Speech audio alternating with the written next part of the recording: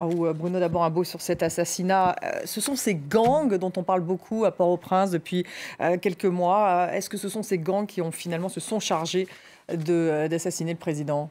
Bah écoutez, pour le moment, on n'a pas encore les modalités, les commanditaires de cette opération, mais bien évidemment, c'est une piste, car vu ce qui s'est passé quand même la nuit dernière en Haïti, le fait d'assassiner le président pendant son sommeil, évidemment, c'est soit un règlement de compte entre gangs, soit un motif politique. Le motif politique paraît peu probable parce que ça n'arrangerait personne, même si on sait que Jovenel Moïse était très très contesté.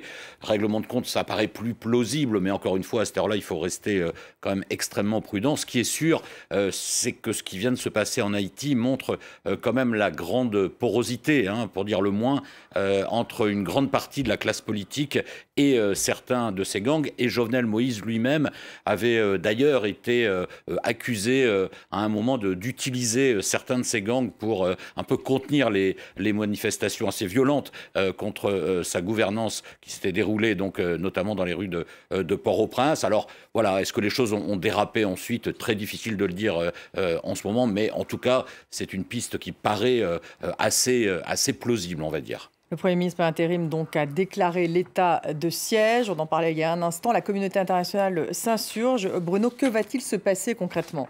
Écoutez, là aussi, c'est très difficile à dire parce que là, malheureusement, Haïti cumule un peu tous les handicaps, hein. Il y a donc une grave crise politique, il y a une grave crise sécuritaire sur fond de crise sanitaire. Il faut rappeler que Haïti est un des rares pays dans le monde où la vaccination n'a absolument pas débuté, plus une crise économique très forte. On estime à 60 à 70% le nombre de Haïtiens qui vivent sous le seuil de pauvreté. Donc c'est le pays le plus pauvre des Caraïbes, sans compter que c'est un pays qui est frappé, on le sait, très régulièrement par des catastrophes naturelles. Donc là, ce qui vient de se passer, effectivement, c'est un peu alors la fin d'un dirigeant, la fin extrêmement violente d'un dirigeant qui était très critiqué pour avoir effectué une dérive autoritaire ces derniers mois. Depuis janvier 2020, il gouvernait par décret, tout simplement parce que les autres institutions dysfonctionnaient, hein. On peut parler notamment, évidemment, de la Chambre des députés ou même du Sénat.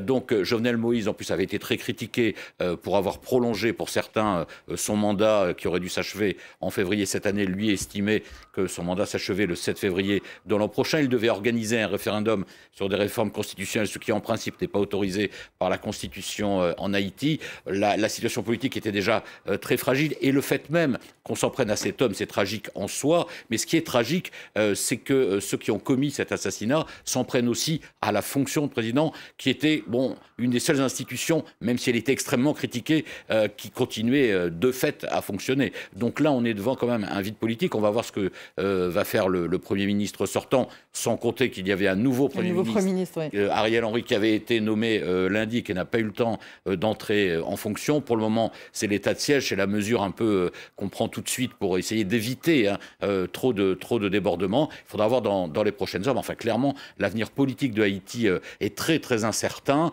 d'autant plus qu'il y a quand même cette proximité, on va dire, de beaucoup d'hommes politiques avec ces gangs qui agissent en quasi-impunité, hein, sur une bonne partie du territoire haïtien. Il faudrait, pour que l'espoir renaisse en Haïti, une personnalité politique qui soit absolument loin de ces gangs, de ces influences un peu mafieuses, hein, disons les choses quand même.